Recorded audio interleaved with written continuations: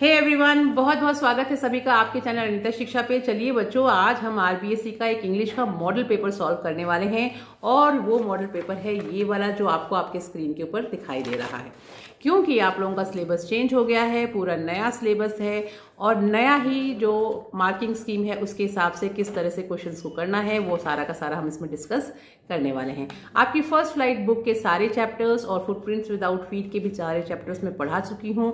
आप अनीता शिक्षा चैनल पे 10th की जो आरबीएससी वाला जो फोल्डर है उसको आप चेक करेंगे प्लेलिस्ट में, तो सारे चैप्टर्स आपको मिल जाएंगे। लाइव क्लासेस भी आप अटेंड कर सकते हैं जो बहुत ही इजीली अवेलेबल होती हैं। शाम को 6 से 7 बजे 1 घंटे की डेली क्लास होती है। तो चलिए स्टार्ट करते हैं हम अपने पेपर को। बहुत हेल्पफुल रहने वाला है, बहुत अच्छे से आपको सारा पेपर समझ भी आ जाएगा कि कैसा पेपर आएगा।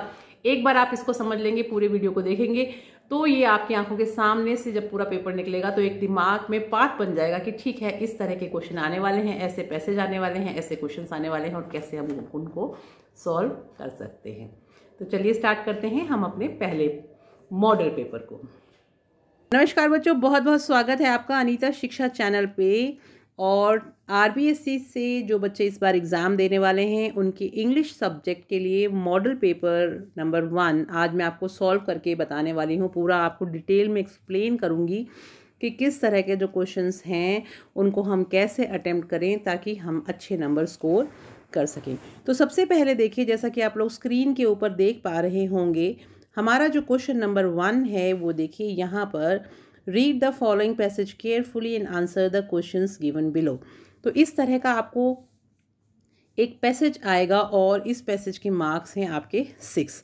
आपको इस पूरे पैसेज को ध्यान से पढ़ना है और इस पैसेज में आपको ABCDEF क्वेश्चंस दिए हुए हैं और आंसर लिखते टाइम भी आपको answer A, answer B, answer C, answer D, answer E और आंसर F इस तरह से इनके आंसर करने हैं और आंसर नंबर 1 के ये पार्ट्स हैं।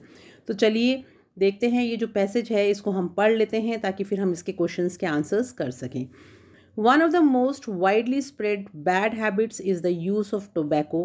टोबैको इज़ नाउ स्मोक्ड और च्यूड बाय मैन। अब इस पैसेज को जब हम पढ़ रहे हैं तो हमें समझ में आ रहा है कि ये टोबैको से संबंधित जो पैसेज है उसमें 2 पैराग्राफ्स हैं और ये टोबैको के ऊपर बेस्ड है। टोबैको इज़ नाउ स्मोक्ड और chewed by man, often by women and even by children almost all over the world. It was brought into Europe from America by Sir Walter Raleigh 4 centuries ago and has then spread everywhere. I very much doubt whether there is any good in the habit even when tobacco is not used in excess, and it is extremely difficult to get rid of the habit once it has been formed. तो अभी हमने ये पहला paragraph पढ़ लिया। Second paragraph को अब हमें पढ़ना है। Alcohol is taken in almost all cool and cold climates and to a very much less extent in hot ones. Thus it is taken by people who live in the Himalayan mountains, but not nearly so much by those who live in the plains of India. Alcohol is not necessary in any way to anybody. Millions of people are beginning to live without it entirely, and once the United States of America has passed laws which forbade its manufacture or sale throughout the length and breadth of their vast country. अब जब हमने इसको एक rough idea हम लगा सकते हैं कि जब हम इस पैराग्राफ को पढ़ते हैं तो कुछ इसमें नाम आए हैं, अमेरिका की बात हो रही है, यूरोप की बात हो रही है, टोबैको से संबंधित कुछ इसमें बताया गया है। इतना हम आइडिया लगा सकते हैं। कुछ बातें हिमालय माउंटेन के बारे में भी इसमें डिस्कस की गई हैं और अल्कोहल के बारे में भी डिस्कस की गई हैं और इस तरह से एक हम हल्का सा एक ढांचा फ्रेमवर्क हमारे दिमाग में तैयार कर लेंगे। पूरा अगर हमें पैसेज समझ में आ गया तो ये बहुत अच्छी बात है बच्चों, लेकिन उन बच्चों के लिए स्पेशली जिनको समझ में नहीं आता पैसेज में क्या लिखा हुआ है, इंग्लिश में प्रॉब्लम होती है, वो कुछ इंपॉर्टेंट चीज़ें इसमें ढूंढें। जैसा कि मैंने आपको बताया कि ये चीज़ें इस पे अगर मान लीजिए मुझे नहीं आ रहा हो पैसेज समझ में, तो ये चीज़ें हैं जिनके बारे में थोड़ा आइडिया लगा है कि ये चीज़ों के बारे में पैसेज में कुछ ना कुछ लिखा है। उसके बाद में हम चलते हैं क्वेश्चंस पे। यहाँ पर देखिए, पहला जो क्वेश्चन है, जब आप इन क्वेश्चंस के आंसर्स करेंगे तो ये पहला पैसेज है तो यानी फर्स्ट पैसेज का answer A, answer B, C, D, E, F, इस तरह से हमें इनके आंसर्स लिखने होंगे। तो पहला जो हमारा जो प्रश्न है उसको हम देख लेते हैं। पहला प्रश्न है हमारे पास कि which bad habit is mentioned here, कि कौन सी बुरी आदत इस पैराग्राफ में, पैसेज में बताई गई है, बैड हैबिट। तो अब बच्चों, जिन बच्चों को आंसर्स ढूंढने नहीं आते वो ये बैड हैबिट जो वर्ड है इसको आप ढूंढिए कि आपको ये कहाँ पर दिखाई। जिन बच्चों को आंसर्स नहीं समझ में आ रहे वो बच्चे इस बैड हैबिट वर्ड को ढूंढिए पैसेज में। जिन बच्चों को आंसर्स नहीं समझ में आ रहे उनको क्या करना है, सबसे पहले ये बैड हैबिट वर्ड आप ढूंढिए कि कहाँ लिखा हुआ है। तो चलिए ऊपर चलते हैं वापस हम पैसेज में। तो यहाँ देखिए, जैसे ही आप यहाँ पहुँचेंगे आपको ये आंसर मिल जाएगा। One of the most widely spread bad habit, मिल गया ना word, is the use of tobacco. यानी क्वेश्चन ये था which bad habit is mentioned here, कौन सी खराब आदत के बारे में बताया गया है। तो आंसर है टोबैको की जो बुरी आदत है उसके बारे में बताया गया है। यहाँ पे मैंने देखिए आंसर नंबर 1 लिखा हुआ है। इससे आपको पता चल जाएगा कि ये आंसर नंबर 1 जो है वो आपका यहाँ से शुरू होके पूरा यहाँ तक, आंसर नंबर 1 जो है ये पूरा आपका यहाँ से यहाँ तक हो गया। ठीक है, अब हम चलते हैं सेकंड क्वेश्चन के ऊपर। How is tobacco used by the people, यानी कि इस प्रश्न का मतलब है कि टोबैको जो है, इस प्रश्न का मतलब है कि टोबैको जो है वो लोगों के द्वारा कैसे इस्तेमाल किया जाता है। तो देखिए यहाँ पर वापस हम ऊपर चलते हैं और यहाँ मैंने मार्क करके रखे हुए हैं आंसर्स सारे के सारे, ताकि आपको जब मैं समझाऊं तो वो मैं आपको शो कर सकूं। यहाँ पे देखिए answer B, tobacco is now smoked और chewed by man, often by women and even by children almost all over the world. यानी पूरे संसार में औरतों, बच्चों और आदमियों के द्वारा ये चबाया जाता है, यानी इसका सेवन किया जाता है। उसके बाद में नेक्स्ट क्वेश्चन देखिए, from which country was tobacco brought into Europe, यानी कौन से देश से टोबैको जो है वो यूरोप में लाया गया। ठीक है, अब आपको यहाँ इन शब्दों को जब आप ढूंढेंगे तो यहाँ पर आपको इसका आंसर मिल जाएगा। It was brought into Europe from America bye sir Walter Rayleigh 4 centuries ago and has then spread everywhere। तो यहाँ से लेके यहाँ तक आपका आंसर नंबर सी हो गया। उसके बाद नेक्स्ट क्वेश्चन देखते हैं। नेक्स्ट क्वेश्चन है आपका इस पैसेज में, in what does the author have doubt, यानी कि जो लेखक हैं, ऑथर हैं, जो बता रहे हैं आपको स्टोरी में, उनको किस चीज़ के बारे में संदेह है। तो ये जो डाउट वर्ड्स है इसको पकड़ते ही आपको आंसर मिल जाएगा। तो doubt whether there is any good in the habit even when tobacco is not used in excess and it is extremely difficult to get rid of the habit once it has been form. तो बच्चों देखो यहाँ पे हमारे को D का answer भी मिल गया। अब हम चलते हैं प्रश्न नंबर जो आपका है ई, उसको देखिए। क्वेश्चन क्या है आपका ई में, what is extremely difficult about this habit, कि इस आदत के बारे में सबसे ज़्यादा मुश्किल चीज़ क्या है। तो सबसे ज़्यादा मुश्किल यही है कि इसकी आदत लग जाती है, इससे छुटकारा पाना। What is extremely difficult about this habit, तो इसका आंसर यहाँ पे मैंने आपका पूरा लिख के रखा है, इसको आप यहाँ से देख सकते हैं। तो आपको यहाँ पे एक्सट्रीमली से आंसर स्टार्ट करना है। Extremely it is difficult about, extremely difficult about this habit is to get rid of it once it has been formed, यानी एक बार ये आदत पड़ जाती है तो इससे छुटकारा पाना बहुत ज़्यादा मुश्किल है। आप यहाँ से लेकिन यहाँ तक, यानी आधा क्वेश्चन आपका यहाँ से एक्सट्रीमली से स्टार्ट होके यहाँ तक आएगा, तो आप यहाँ से नोट कर लीजिएगा। नेक्स्ट क्वेश्चन देखते हैं, which word in the passage stand for completely. तो कम्प्लीटली शब्द के लिए एक उससे मिलता जुलता शब्द आप जब ढूंढेंगे तो आपको इस पैसेज में वर्ड मिल जाएगा, एंटायरली।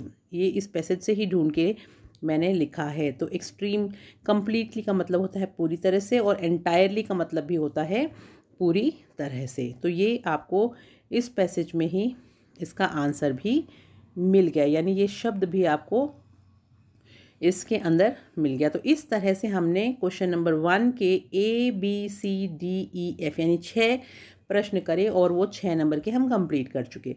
अब बच्चों देखिए सेकंड क्वेश्चन अब आपके सामने आपको स्क्रीन पे दिख पा रहा होगा।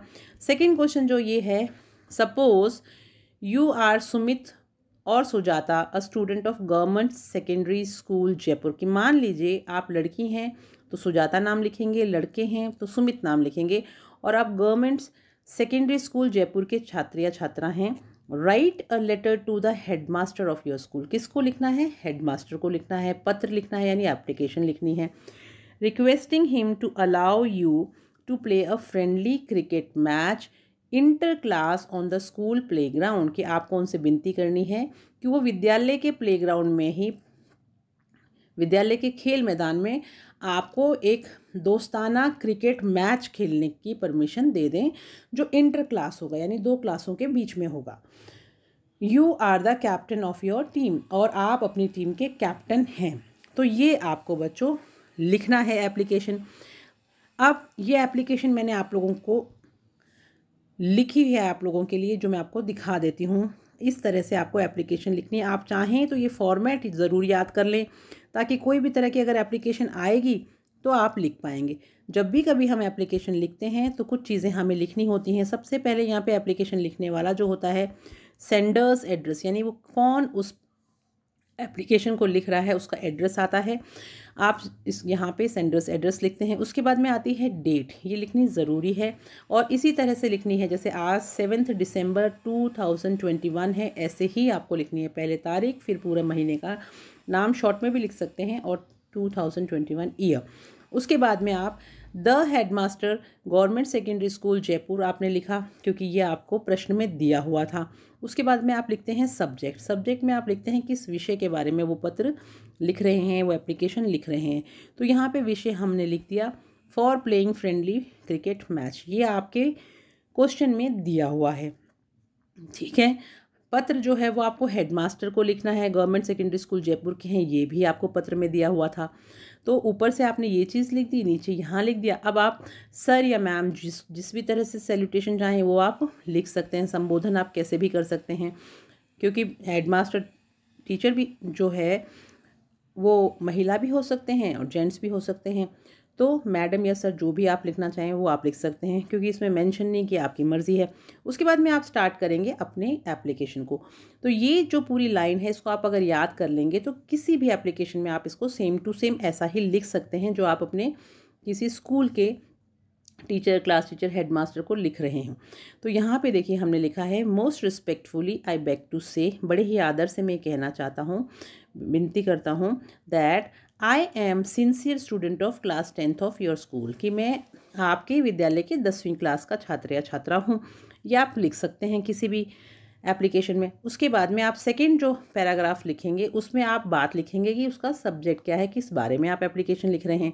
तो आप लिखेंगे I would like to request you to allow us to play friendly cricket match. मैं आपसे विनती करता हूँ कि आप हमारे को परमिशन दे दें कि हम एक दोस्ताना क्रिकेट मैच खेलें इंटर क्लास यानी 2 क्लासों के बीच में जो होगा ऑन द स्कूल प्लेग्राउंड, और कहाँ खेलें? स्कूल के प्रांगण में खेलें। I am captain of my team, और मैं अपनी टीम का कैप्टन हूँ, इसलिए आप अपनी तरफ से ये एप्लीकेशन पूरी टीम की तरफ से लिख रहे हैं। फिर ये जो पैराग्राफ जो लास्ट में लिखा है इसको भी आप याद कर लीजिए, आप किसी भी एप्लीकेशन में इसका यूज़ कर सकते हैं। I shall be highly oblige to you for this consideration, कि मैं आपका बड़ा आभारी रहूँगा अगर आप हमारी इस बात को मानेंगे। थैंकिंग यू, आप इसमें यहाँ पे एंड करते हैं। योर्स ओबीडियंटली, और लास्ट में आप नाम लिखेंगे सुमित क्योंकि वो आपको यहाँ पे दिया हुआ है। तो इस तरह से बच्चों ये आपने अपनी सुमित और टीम कैप्टन 10th A, तो ये आपने अपनी एप्लीकेशन जो है पूरी कंप्लीट कर दी। थोड़ा मैं बड़ा कर देती हूँ ताकि आपको समझ में अगर नहीं आ रहा हो तो आप यहाँ से कॉपी कर सकते हैं। आई होप आपको एप्लीकेशन समझ में आ गई होगी। चलिए अब हम नेक्स्ट क्वेश्चन देखते हैं क्या दे रखा है आपको यहाँ पे ऊपर इसी प्रश्न में।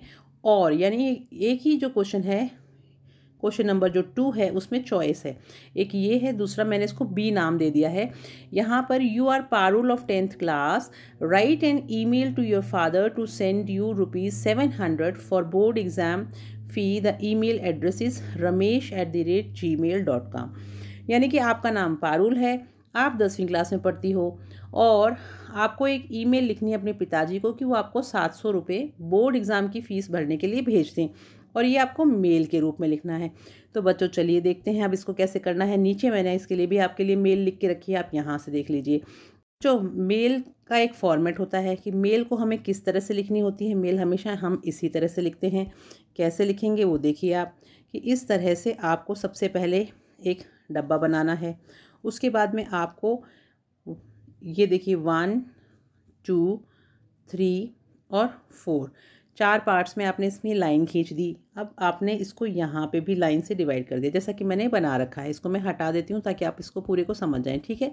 इस तरह से हमारे को ये ईमेल का एक पूरा डब्बा तैयार करना होता है। अब सबसे ऊपर वाले जो हिस्सा है यहाँ पे हम लिखते हैं 2, यानी 2 का मतलब होता है कि किसको आप वो मेल लिख रहे हो। 2 लिख के जो भी आपको मेल आईडी दिया होता है वो आप यहाँ पे भर देते हैं। उसके बाद में सेकंड नंबर पे देखिए बच्चों, यहाँ पे सीसी दिखाई दे रहा है, इसका मतलब होता है कार्बन कॉपी। अगर आपको इसी मेल की कार्बन कॉपी किसी को भेजनी है तो आप वो यहाँ पे लिखेंगे, लेकिन आप लोगों की कोर्स में कार्बन कॉपी वाला जो मेल है वो नहीं दिया हुआ, तो कार्बन कॉपी के लिए कोई एड्रेस भी नहीं दिया हुआ, तो इसको आपको छोड़ देना है। उसके बाद में आपको BCC लिखना है। यहाँ पे अगर मान लो एक जने से ज़्यादा कॉपीज़ किसी को भेजनी होती है तो उसका मेल आईडी यहाँ पे आता है, ये भी आपको खाली छोड़ना है।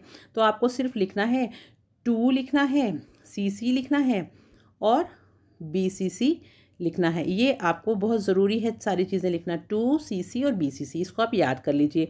और यहाँ पर मेल एड्रेस ज़रूर लिखना है जो भी दे रखा हो, ठीक है। तो बच्चों बस हो गया है मेल का तैयारी। अब उसके बाद में नेक्स्ट कॉलम में आप यहाँ पे सब्जेक्ट लिख देंगे कि किस बारे में है। तो बारे में ये था कि आपको अपने पिताजी से 700 रुपये बोर्ड एग्ज़ाम की फ़ीस के लिए मंगाने हैं। तो वही लैंग्वेज जो पत्र में लिखी हुई है वही आप यहाँ लिख दीजिए, to send ₹700 for board exam fees, ठीक है। यहाँ हो गया आपका सब्जेक्ट। उसके बाद में हम आगे चलते हैं। अब यहाँ पे जो टेक्स्ट का पोर्शन है ये आपको टेक्स्ट लिखना नहीं है, इसका मतलब ये है कि क्या बात लिखनी है वो यहाँ पे लिखी जाएगी। तो टेक्स्ट में अब आपने लिख दिया डियर फादर, यानी प्रिय पिताजी, हाउ आर यू, आप कैसे हैं, आई एम फाइन हेयर, मैं यहाँ ठीक हूँ, and hope to see you in the best of your health, और उम्मीद करती हूँ कि आपका स्वास्थ्य भी अच्छा होगा। अब आप अपने इस लेटर को आगे बढ़ाइए, अगला पैराग्राफ स्टार्ट कीजिए। नेक्स्ट न्यूज़ इज़ दिस, की अगला समाचार यह है दैट, यानी कि आई वॉन्ट टू पे माई बोर्ड एग्ज़ाम फ़ीस, मुझे अपने बोर्ड एग्ज़ाम की फ़ीस देनी है। सो आई नीड 700 रुपीज़, इसलिए मुझे 700 रुपये की आवश्यकता है। Kindly send through money order, आप कृपया करके मनी ऑर्डर के थ्रू ये पैसा भेज दीजिए, उसके माध्यम से भेज दीजिए। अब इस पत्र को अब हम ख़त्म करेंगे, तो हम लिखेंगे okay bye, I am ending this letter, कि चलो अब मैं आपको अलविदा लेती हूँ और पत्र को समाप्त करती हूँ। होप टू रिसीव रिप्लाई सून, और उम्मीद करती हूँ कि आपसे जल्दी ही मुझे इस पत्र का जवाब मिलेगा। योर लविंग डॉटर, और अपना नाम। तो लो बच्चों, हो गई आपकी मेल कंप्लीट। नहीं है ना बिल्कुल भी मुश्किल, बहुत आसान है। तो इस तरह से आपको अपनी मेल लिख देनी है। तो चॉइस आपकी है, जो आपको ज़्यादा अच्छी तरह से याद हो वो आप करिएगा। दूसरे में A और B में से क्योंकि ऑप्शन दिया हुआ है और, तो आपको एक ही करना होता है दोनों में से, जो आपको ज़्यादा अच्छी तरह से आए वो आप कर दीजिएगा। क्वेश्चन नंबर 2 कंप्लीट हो गया, और ये कितने नंबरों का है बच्चों? 5 मार्क्स का। तो 6 मार्क्स का हमने पहले पैसेज कर लिया, और 5 मार्क्स के हमने एक लेटर और मेल में से चॉइस करके जो भी आपको अच्छा लगा वो कर लिया। उसके बाद में हम आगे बढ़ते हैं। तो आगे बढ़ेंगे तो अब यहाँ पे देखिए क्वेश्चन नंबर 3 जो है, वापस से ये जो प्रश्न नंबर 3 है इसको भी वापस हम 2 पार्ट्स में डिवाइड कर रहे हैं। 2 पार्ट्स में पहला है अटेम्प्ट तो इसको भी हम 2 पार्ट्स में डिवाइड कर रहे हैं। तो पहला है attempt a short writing task in about 60 words on कोविड-19, यानी कि कोविड-19 के ऊपर आपको 60 शब्दों में और कोविड-19 टॉपिक के ऊपर एक लेख लिखना है, छोटा सा पैराग्राफ लिखना है।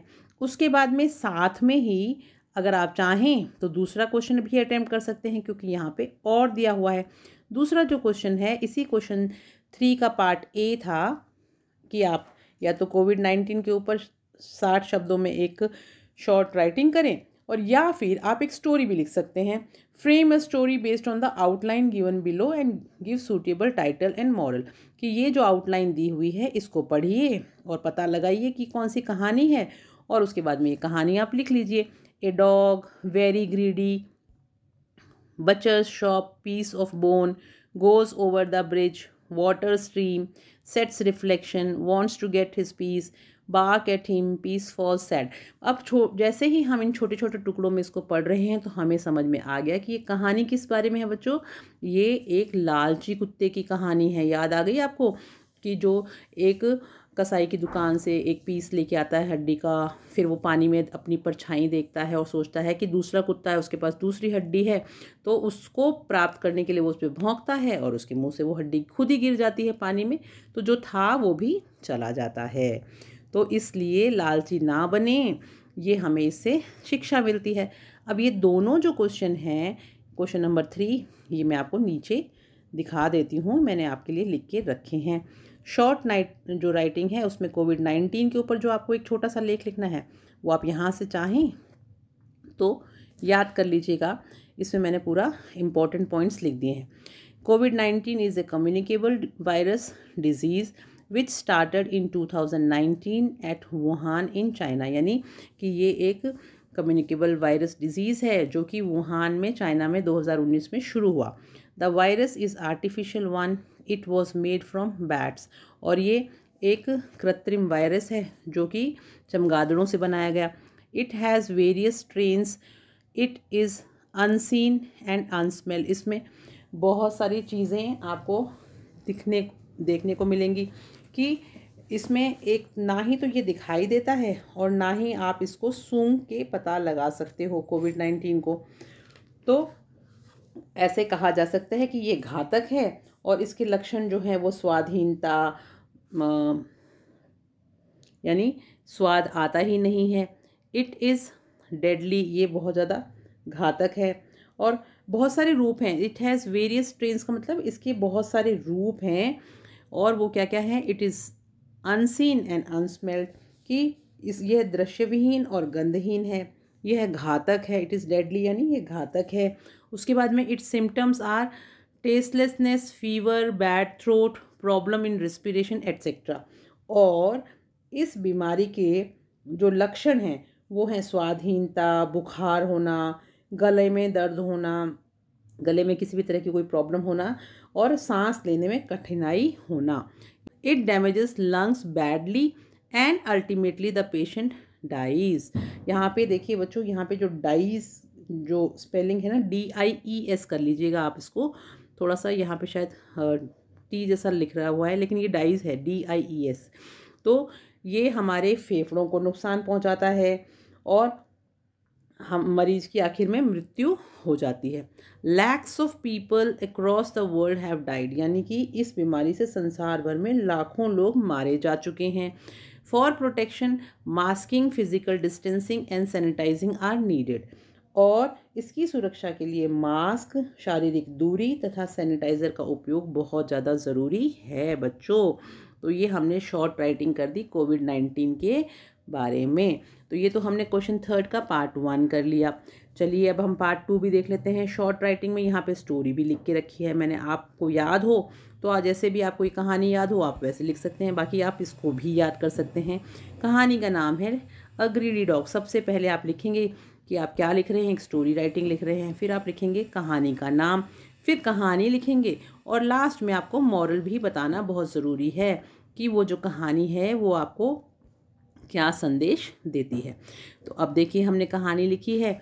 Once there was a dog, it was very hungry. एक बार एक कुत्ता था, वो बहुत भूखा था। It wandered here and there in search of food, वो खाने की तलाश में इधर उधर भटक रहा था। By chance it found a piece of bone at a place. यहाँ पे प्लेस की जगह आप बचर शॉप भी लिख सकते हैं क्योंकि आपको दिया हुआ है कि वहाँ पे उसको एक हड्डी का टुकड़ा दिखाई दिया। एक जगह की जगह यहाँ पे प्लेस की जगह आप बचर्स शॉप भी लिख सकते हैं। It wanted to enjoy it at a quiet place, वो उसको आराम से किसी शांत जगह पे खाना चाहता था मज़े लेके। It had to pass over a bridge, उसको एक ब्रिज के ऊपर से जाना था। When it was crossing the bridge, जब वो ब्रिज के ऊपर से जा रहा था, पुल के ऊपर से मतलब, इट सॉ इट्स रिफ्लेक्शन, तो उसने अपनी परछाई देखी इन द वाटर, पानी के अंदर। The dog thought it to be another dog, उसने सोचा कि पानी के अंदर दूसरा कुत्ता है। With a piece of bone, और उसके पास भी एक हड्डी का टुकड़ा है। It wanted to take the other, और उसने सोचा कि दूसरा भी मैं ले लेता हूँ, पीस ऑफ बोन, उस हड्डी के टुकड़े को। Piece of bone 2, it open its mouth to bark, और उसने उसको भी प्राप्त करने के लिए अपना मुंह खोला को भौंकने के लिए। As soon as it open its mouth the piece of bone fell into the water, और जैसे ही उसने भौंकने के लिए मुंह खोला उसके मुंह से वो हड्डी का टुकड़ा नीचे गिर गया।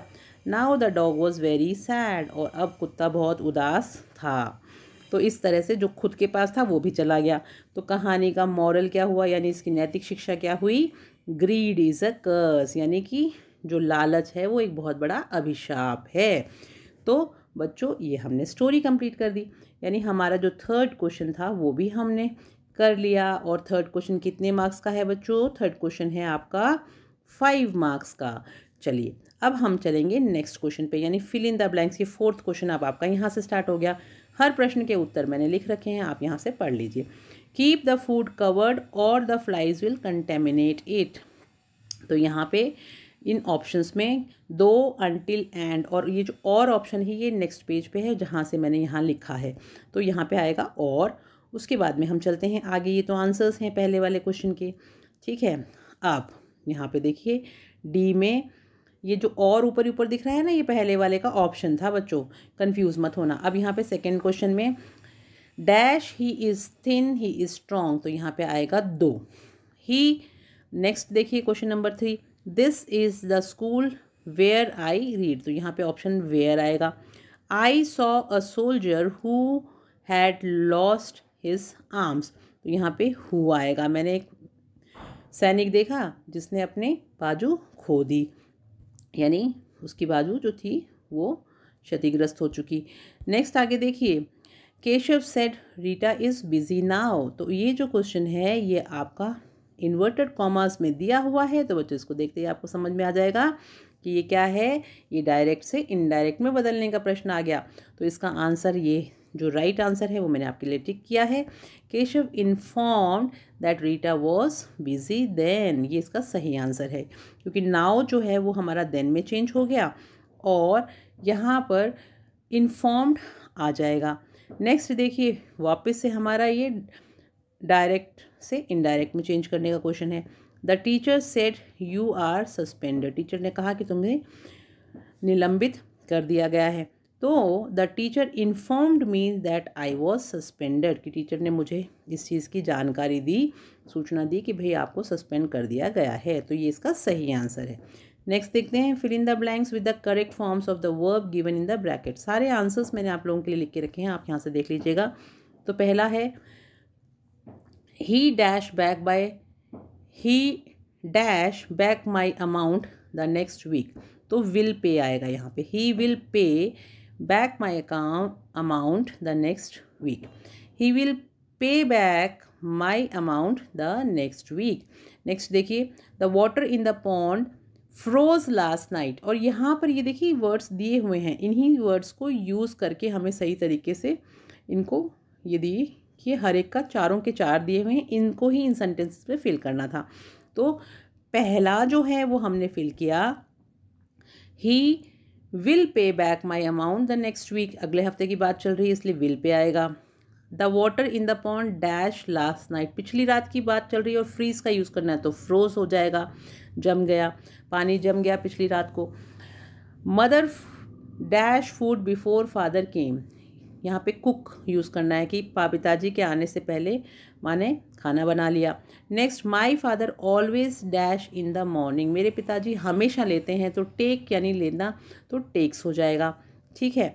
तो इस तरह से हमारे फिल इन द ब्लैंक्स हो जाएंगे। अब क्वेश्चन नंबर 6 देखिए, read the extract and answer the questions given below, ये आपको एक्सट्रैक्ट पढ़ने हैं और फिर नीचे के जो प्रश्न हैं उनके उत्तर देने हैं। अब बच्चों देखो यहाँ पर ये जो एक्सट्रैक्ट दिया हुआ है ये एक कविता की लाइनें हैं। अब यहाँ पर देखो अमांडा है ना, देखते ही समझ में आ जाएगा कौन सी पोएम है ये, अमांडा वाली, वो जो बच्ची की कहानी है जिसको उसकी मम्मी डांटती रहती है कि अमांडा चॉकलेट मत खाओ, ये मत करो, वो मत करो। फिर वो कभी कभी सपने देखती है कि क्यों ना मैं रुपंजल बन जाऊँ, क्यों ना मैं अनाथ हो जाऊँ, है ना। अगर नहीं पढ़ी है पोएम तो आप पढ़ लीजिएगा, मैंने अनीता शिक्षा पे पढ़ा रखी है।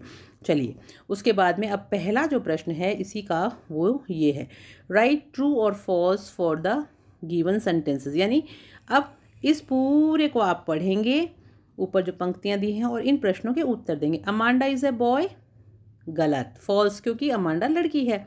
Amanda likes to have chocolates, Amanda को चॉकलेट पसंद है, ये सही है, तो हमने यहाँ लिख दिया ट्रू, सही है। अमांडा थिंक्स हर सेल्फ और एज रुपंजल, अमांडा अपने आप को रुपंजल की तरह समझती है, तो बिल्कुल सही, वो चाहती है कि मैं रुपंजल की तरह बन जाऊँ, राजकुमारी की तरह, जिसको एक टावर में कैद किया कर दिया था, वो भी अकेले रहना चाहती है उसकी तरह। कविता ज़रूर पढ़ लेना जाके अभी, ठीक है। उसके बाद में चलिए 7th क्वेश्चन देखते हैं क्या है 7th क्वेश्चन में। ये आपका 7th question, 1 minute, 7th question से पहले हम इसका मार्क्स देख लेते हैं कि भाई ये जो पोएम थी वो कितने नंबर की थी। तो ये जो पोएम थी आपकी, इसके 3 प्रश्न थे और तीनों 1-1 नंबर के क्वेश्चन थे। तो हमारे यहाँ पर हमने तीनों कर लिए। चलिए अब हम चलते हैं क्वेश्चन नंबर 7 पे। क्वेश्चन नंबर 7 वापस आपका 4 मार्क्स का है और क्वेश्चन क्या है, answer the following questions in 10 to 15 words, 10 से 15 शब्दों में आपको इनके उत्तर करने हैं। डिड वांडा हैव 100 ड्रेसेस, क्या वांडा के पास 100 ड्रेसेस थी। Why do you think she said she did, आप ऐसा क्यों सोचते हैं कि उसने ऐसा कहा कि उसके पास थी। तो इस प्रश्न का उत्तर मैंने नीचे लिख रखा है, वो मैं आपको बता देती हूँ। आप यहाँ से आंसर्स भी देख सकते हैं और याद भी कर सकते हैं। तो इसका पूरा जो आंसर है क्वेश्चन नंबर 7 का, वो यहाँ पर आपको देखिए, यहाँ पे स्क्रीन पे दिखाई दे रहा है। No she did not have 100 dresses, नहीं उसके पास 100 पोशाकें नहीं थी, बिकॉज, क्योंकि शी वॉज पुअर, वो बहुत गरीब थी, एंड वोर the same faded blue dress, हमेशा वो नीले रंग की रंग उड़ी हुई ड्रेस ही पहनती थी, पोशाक पहनती थी, टू स्कूल एवरी डे, और हर रोज़ वही पहन के स्कूल आती थी। I think she said this because, मुझे लगता है उसने ऐसा इसलिए कहा क्योंकि she had an inferiority complex, कि उसको इन्फीरियोरिटी कॉम्प्लेक्स हो गया था, यानी कि वो थोड़ी सी इन्फीरियर का मतलब होता है अपने अंदर खोए रहना, और सुपीरियर का मतलब होता है बाहरी, अंतर्मुखी और बाहरमुखी, आप इस तरह से समझ लीजिए। तो उसको कॉम्प्लेक्स हो गया था इन्फीरियोरिटी, इसलिए उसने ऐसी बातें कर दी। In order to hide the complex, तो इस कॉम्प्लेक्स को छुपाने के लिए she said she had 100 dresses, तो इसलिए उसने शायद कह दिया कि उसके पास 100 पोशाकें हैं। तो बच्चों ये आंसर आप यहाँ से याद कर लीजिएगा। चलिए नेक्स्ट क्वेश्चन देखते हैं। 7th के 2 पार्ट्स हैं, तो 10 से 15 शब्दों में लिखने हैं, दोनों क्वेश्चन अटेम्प्ट करने हैं। क्यों? क्योंकि यहाँ पे मेंशन नहीं किया हुआ है कि आपको और नहीं दिया हुआ। तो पहला प्रश्न जो था वो हमने पढ़ा, पहले प्रश्न का हम आंसर कर चुके। दूसरा जो है वो 7th का B, why does Anne want to keep a diary, Anne एक डायरी क्यों रखना चाहती थी। अब इसका आंसर भी मैंने आपको लिख के रखा है, आप यहाँ से देख लीजिए। तो मैं आपको समझा भी देती हूँ। Anne wanted to keep a diary, Anne एक डायरी रखना चाहती थी, because she did not have a real friend, क्योंकि उसका कोई सच्चा मित्र नहीं था। She thought that paper had more patience than people, और उसको लगता था कि जो कागज़ होता है उसमें ज़्यादा धैर्य होता है लोगों से। And she did not confide in any of her friends, और वो अपनी किसी भी जो दोस्त थी उसके ऊपर पूरा विश्वास नहीं कर सकती थी, भरोसा नहीं कर सकती थी कि अपने मन की बात कह सके। So she decided to keep a diary, इसलिए उसने एक डायरी रखने की और लिखने की सोची। चलिए बच्चों, तो 7th का ए और बी दोनों आंसर्स मैंने आपको यहाँ बता दिए हैं, आप यहाँ से देख लीजिएगा। अब हम करते हैं क्वेश्चन नंबर 8, और क्वेश्चन नंबर 8 में क्या पूछा गया है वो देखते हैं। क्वेश्चन नंबर 8 भी आपको 10 to 15 वर्ड्स में करना है, और ये प्रश्न भी 4 नंबर का है, और 4 नंबर में 2 प्रश्न हैं, ए और बी दोनों आपको करने हैं। पहला प्रश्न है, for Robert Frost what do fire and ice stand for. ये कविता है फायर एंड आइस, तो इसमें रॉबर्ट फ्रॉस्ट जो कवि हैं उनका आग और बर्फ़ से क्या मतलब है। तो पहले इसका आंसर देख लेते हैं। तो यहाँ पे देखिए मैंने लिखा हुआ है आप लोगों के लिए आंसर, तो इसका उत्तर मैं आपको समझा देती हूँ। अकॉर्डिंग टू रॉबर्ट फ्रॉस्ट, यानी रॉबर्ट फ्रॉस्ट के अनुसार, fire stands for greed, lust, conflict, cruelty, avarice and fury, where as I stands for insensitivity, coldness, indifference and hatred. तो बच्चों ये जो कविता है फायर एंड आइस, अगर अभी तक आप लोगों ने इस कविता को पढ़ा नहीं है तो आप अनीता शिक्षा पे जाके पूरी कविता को लाइन टू लाइन अच्छी तरह से समझ लीजिए, ताकि इसके अगर कोई भी क्वेश्चन आते हैं तो आप उनके प्रश्नों के उत्तर कर सकते हैं। और ये जो प्रश्न आपके स्क्रीन पे दिखाई दे रहा है, ये मैं आपको समझा देती हूँ, ताकि अगर ये क्वेश्चन आ जाए सेम टू सेम तो आप उसको पूरे को आंसर कर पाएंगे। तो चलिए, अकॉर्डिंग टू रॉबर्ट फ्रॉस्ट, यानी कि रॉबर्ट फ्रॉस्ट के अनुसार फायर स्टैंड्स फॉर ग्रीड, कि ये जो फायर जो शब्द है वो लालच के लिए बताया गया है, लस्ट के लिए बताया गया है। लस्ट का मतलब होता है लोलुपता। कॉन्फ्लिक्ट के लिए बताया गया है, कॉन्फ्लिक्ट का मतलब होता है विरोध। क्रूअलिटी, क्रूअलिटी यानी निर्दयता। एवराइस का मतलब होता है लोभ। एंड फरी, फरी का मतलब होता है क्रोध, गुस्सा। और where as I stands for, और जो बर्फ़ जो है वो किस चीज़ को रिप्रेजेंट करती है, वो insensitivity, coldness, indifference and hatred को। तो यानी कि जो बर्फ़ है वो रिप्रेजेंट कर रही है ठंडेपन को, उदासीनता को, असंवेदनशीलता को, कठोरता को, इन सब चीज़ों को वो रिप्रेजेंट कर रही है। तो इस तरह से ही हमारा ये आंसर कंप्लीट हो जाता है। चलिए, तो ये तो हमने कर लिया क्वेश्चन नंबर 8 का पार्ट ए।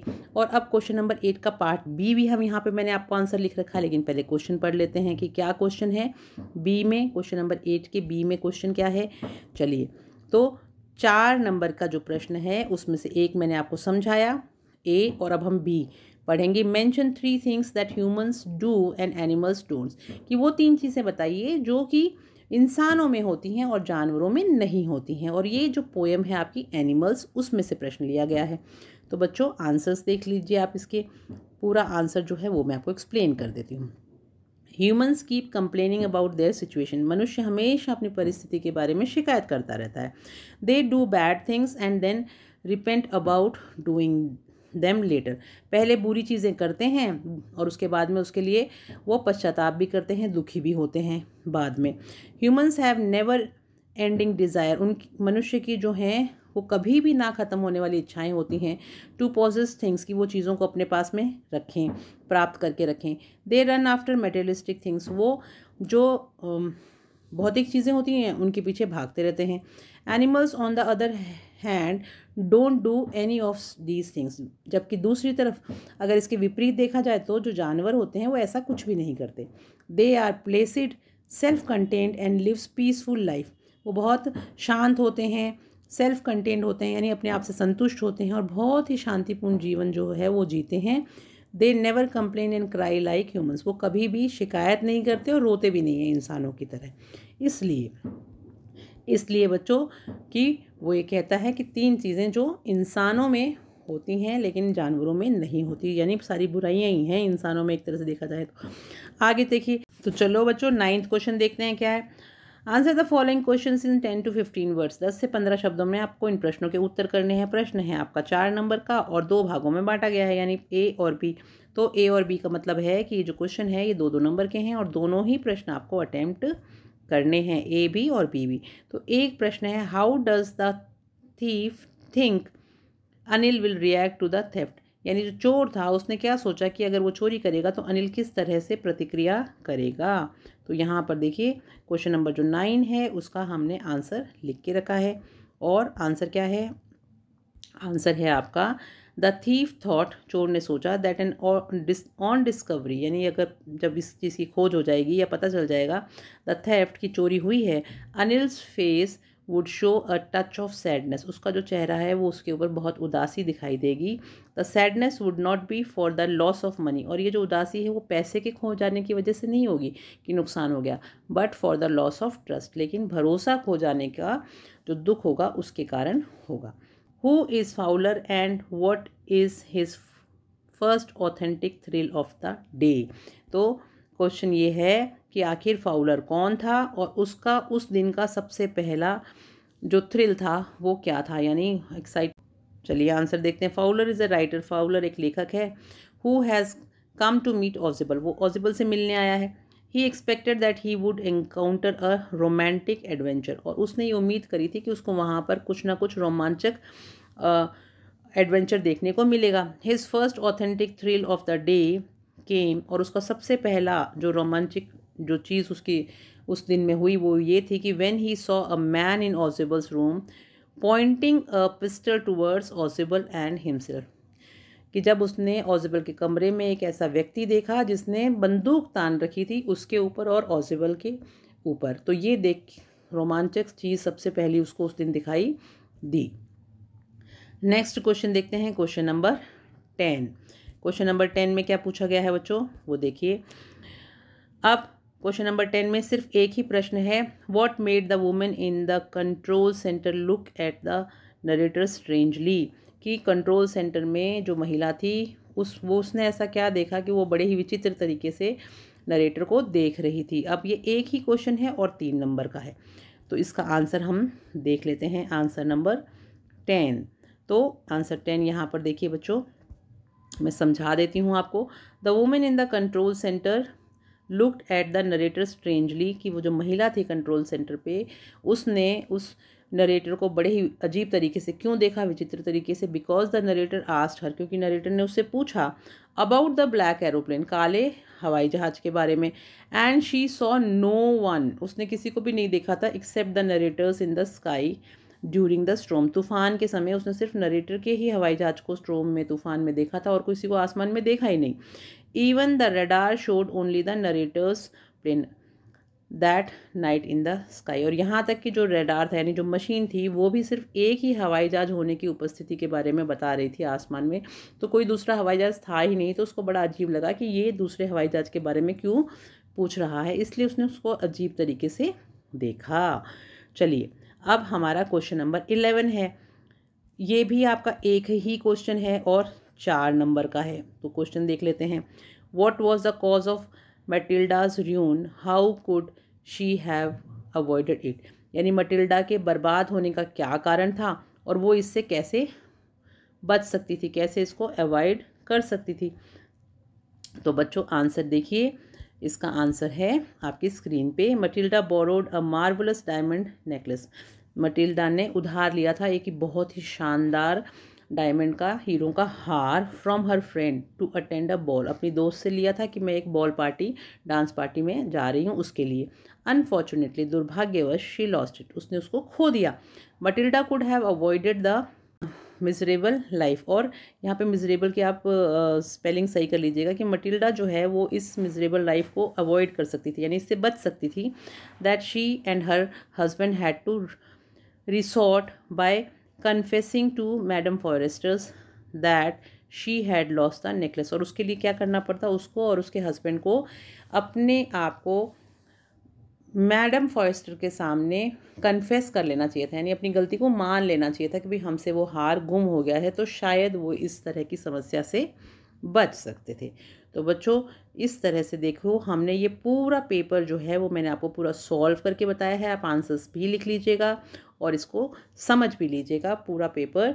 आई होप ये आपको समझ में आया होगा। और अब आगे भी मैं आपके लिए 2 पेपर्स मैंने रेडी कर रखे हैं जो आपको कल मैं पोस्ट कर दूंगी, उनको भी आप ज़रूर देख लीजिएगा। हाफ ईयरली एग्ज़ाम अभी आपके चलने वाले हैं, स्टार्ट होने वाले हैं, उससे पहले ज़रूर पढ़ लीजिए इस तरह का पैटर्न, किस तरह से एग्ज़ाम में क्वेश्चन आने वाले हैं। और हाफ ईयरली एग्ज़ाम्स के बाद में भी बहुत सारे पेपर्स मैं आपको सॉल्व करवाऊँगी।